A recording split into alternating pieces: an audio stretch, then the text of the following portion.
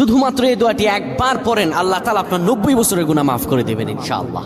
আপনার 90 বছরের গুনাহ মাফ হয়ে যাবে যদি মাত্র এই দোয়াটি যদি একবার পড়তে পারেন। আপনার ভাগ্য খুলে যাবে, রিজিকে বরকত আসবে, মনের ন্যাক আশা পূরণ হবে, আল্লাহ আপনার সব দোয়া কবুল করে দিবেন। সুবহানাল্লাহি ওয়া বিহামদি। এত ফজিলত, এই দোয়াটা আপনারা শেয়ার করে দিবেন। এই যুবকেরা, আমল না করেও সওয়াব পাবা। তোমার একটি শেয়ারে, একটা বাটনে প্রেস করে তুমি সওয়াব পেয়ে যাবা। কারণ তুমি আমল না করো, অন্য কেউ যদি তোমার শেয়ারের বদৌলতে আমল করে সওয়াব তুমি পেয়ে যাবা। নবীজির হাদিস।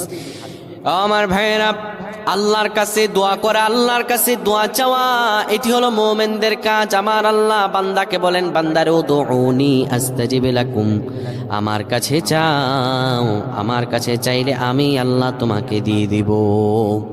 কেউ যদি একবারে দোয়াটি পড়তে পারে, দোয়াটি হলো রব্বি ইন্নী যালামতু নাফসি ফাগফিরলি। কেউ যদি এই দোয়াটা একবার পড়তে পারে, আমার আল্লাহ তাআলা তার 90